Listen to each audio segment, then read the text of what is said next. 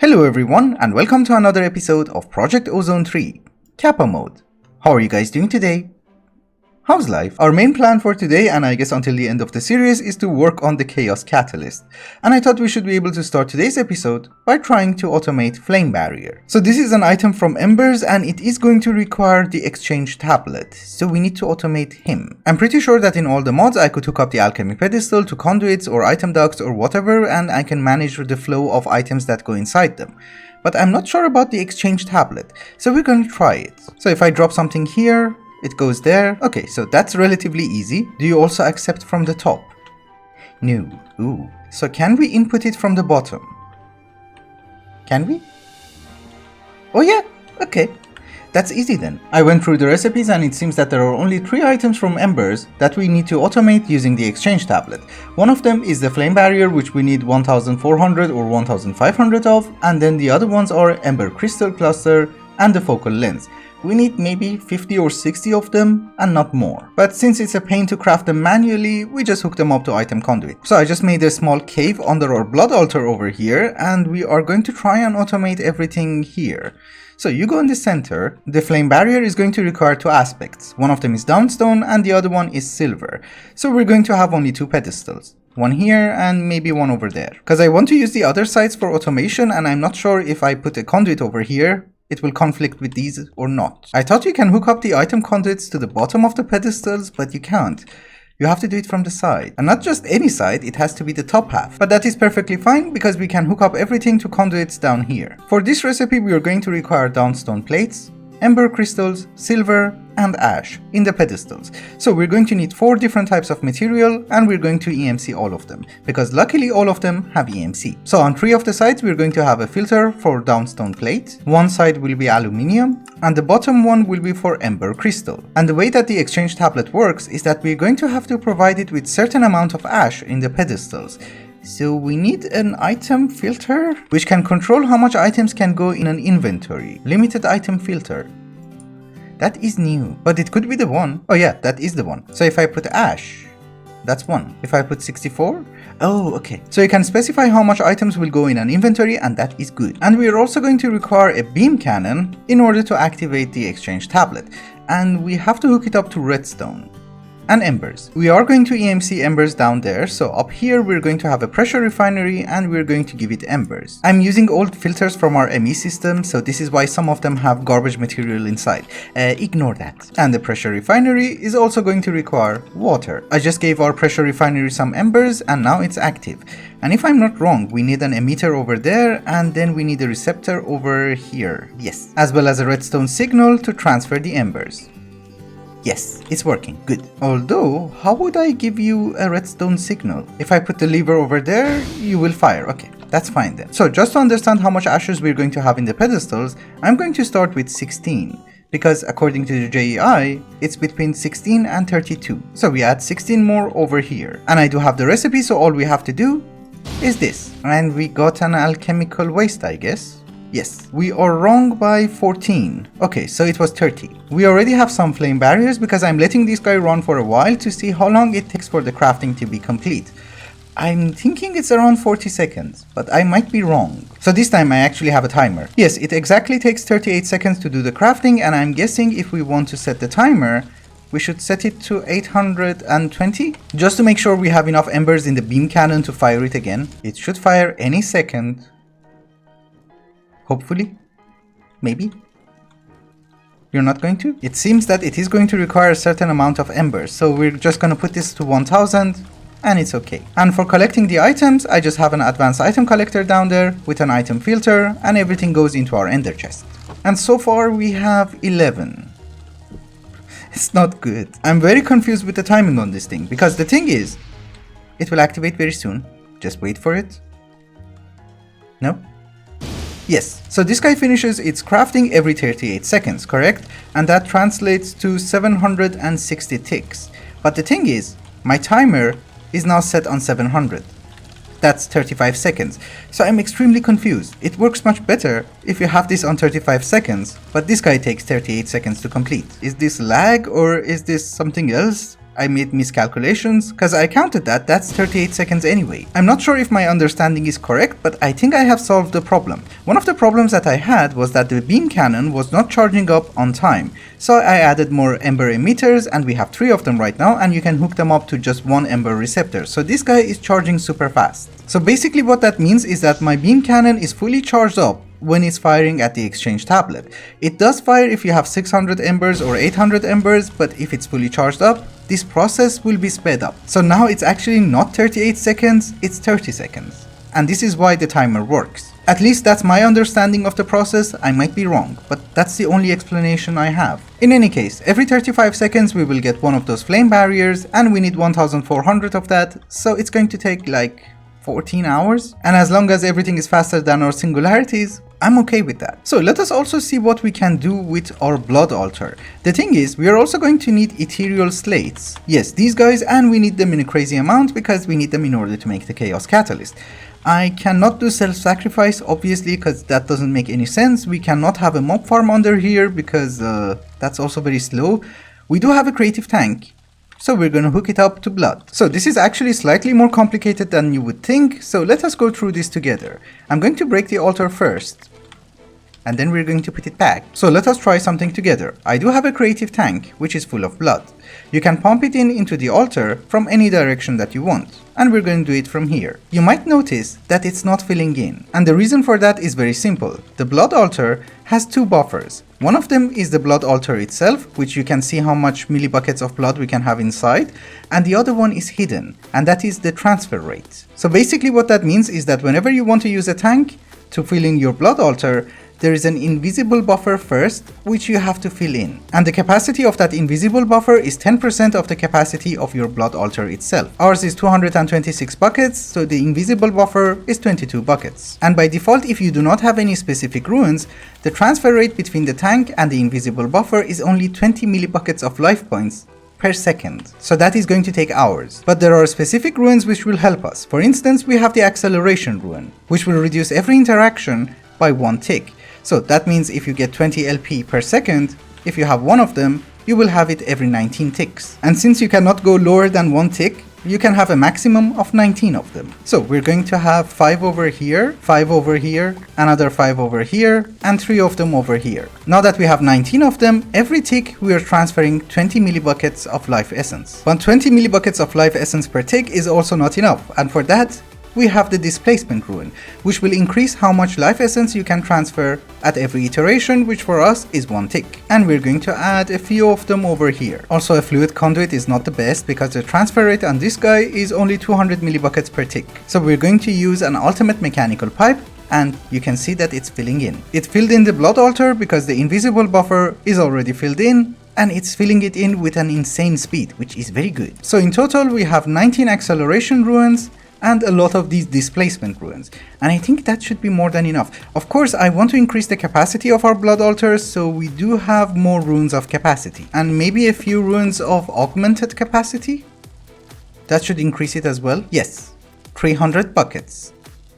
Very good. So we're going to make a filter for ethereal slate, and then we're going to give it 1 blank slate, and we will see how long it takes. And the reason that I'm doing that is because we also might need a few more speed runes, so that this process will be sped up. Okay, it actually does not take that much time. That's okay, because we can put more than 1 inside the blood altar anyway. So we're going to have an energy condenser so that we would be able to duplicate imbued slates. And since I'm still not very sure on how many we can insert, we're going to do 16 at a time. And we'll just give you 2 fading matters so that you would get started. Okay, it seems that with 16 of them we are keeping up easily. Yeah, we are going to need more speed runes because this is taking a while. And the reason that I started with 16 is that, yes, for the blank slate you don't need that much life points, but once you get to the ethereal slate, you're going to need a lot.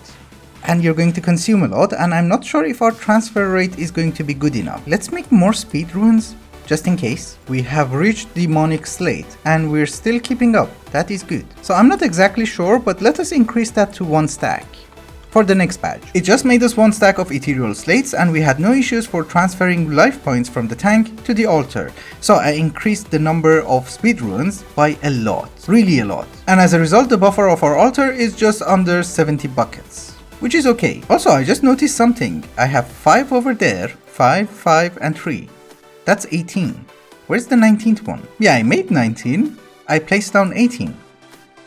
Huh. Now we have 19 of them and it's relatively symmetrical. And that means we can have more speed upgrades. It is going to take a long time anyway, but we should remember that it's making us 64 every single time. Also, I wanted to automate the rest of the items from embers today, but I did notice something very weird. Do you see the sun? And do you notice that it's actually jumping? That basically means that we have lag and it started after I installed that thing. So we're not going to have several embers machines, we wait for that to finish, then we make the rest. Oh, they spawn in these portals. I had no idea.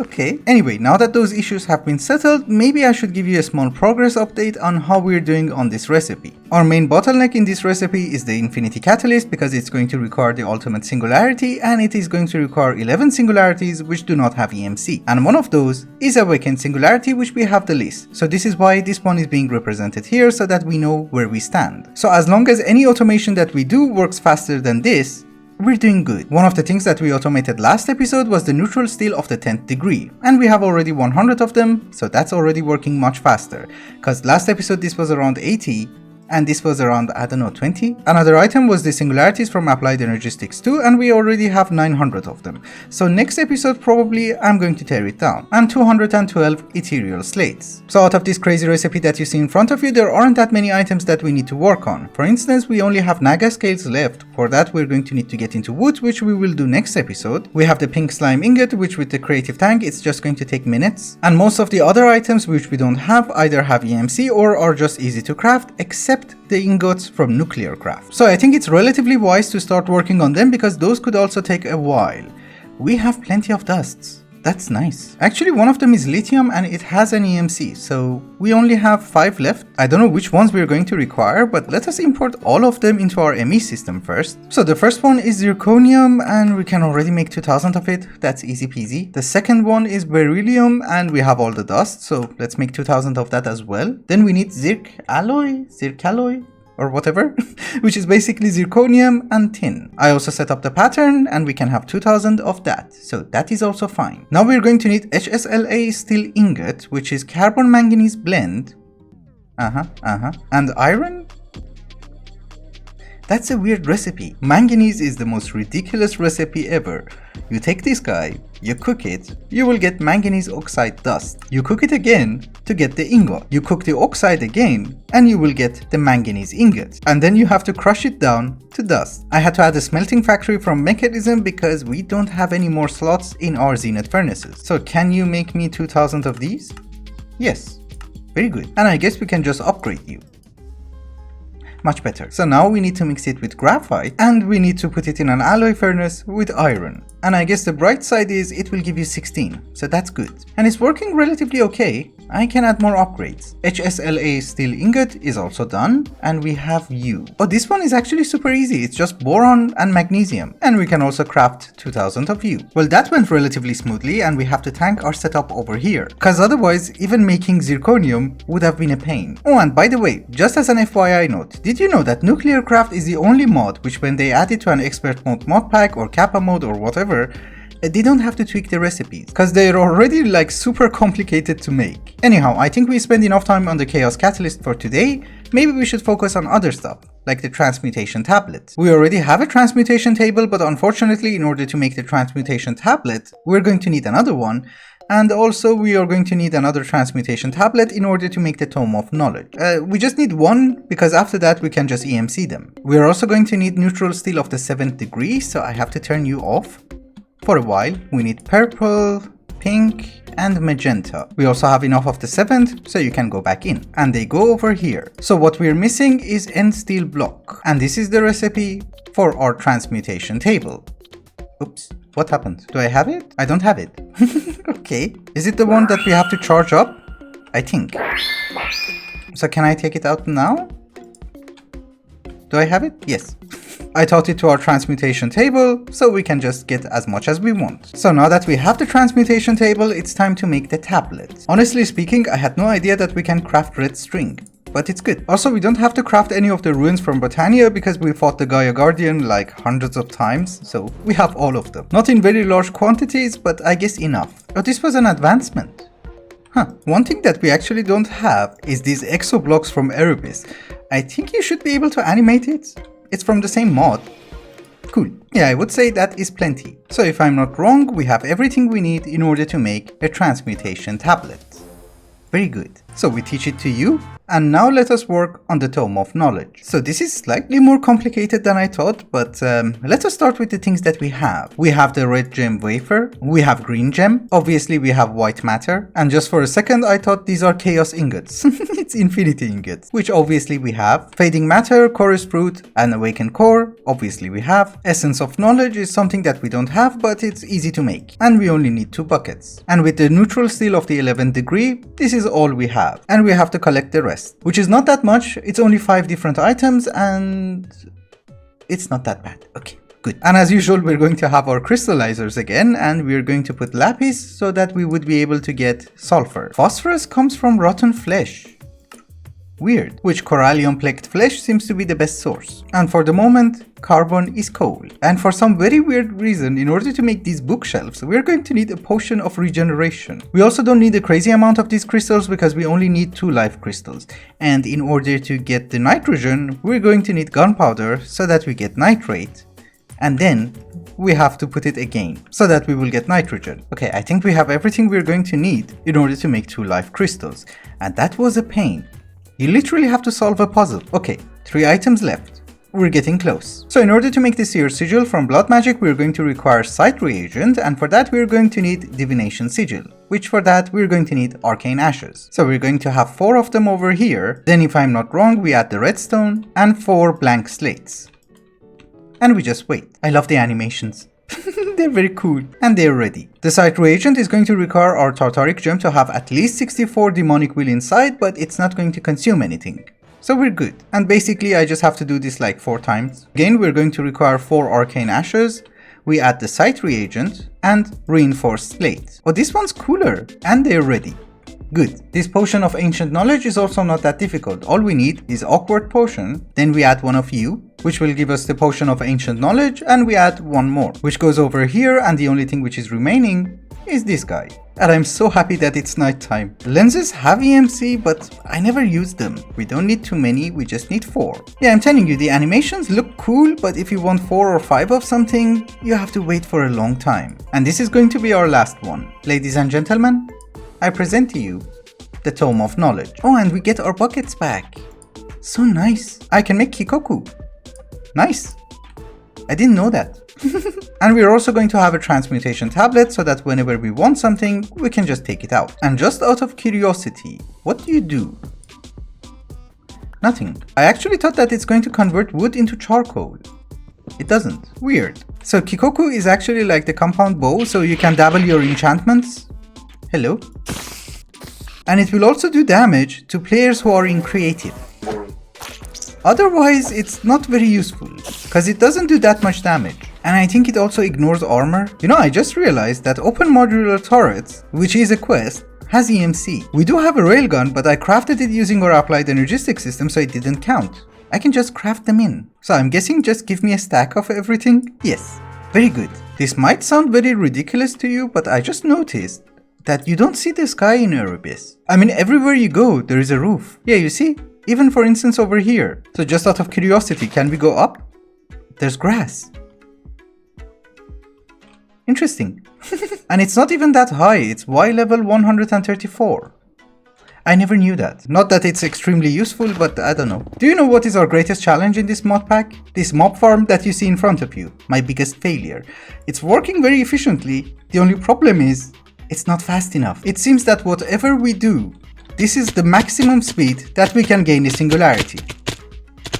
Which is literally garbage, because we need 1400 singularities in order to make all the chaos catalysts that we are going to need, and so far we have 111. That basically means that I have to drag on this series for another 20 episodes, and that's not something that I want to do. I want to finish it as soon as possible. So I came up with a solution. This one.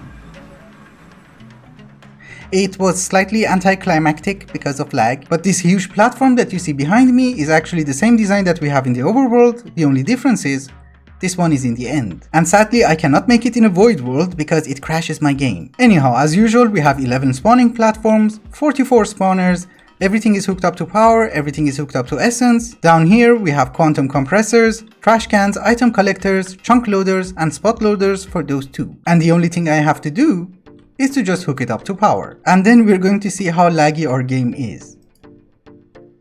Are you working? Yes, we are at 40 FPS. Not very good. Well, I'm guessing the speed that we're gaining singularities is exactly the same that we're getting them in the overworld, so it shouldn't be different. But now that we have 2 mob farms, it should at least work at twice the speed. So obviously, because of how everything works, you will not be able to see any results today, but hopefully from the next episode, that should go higher. I mean, it is going higher, but it should go higher faster. Hopefully. Anyway guys, I think it's also a good time to wrap up the episode. Thank you so much for watching, and I hope you enjoyed it. Till the next one, bye bye.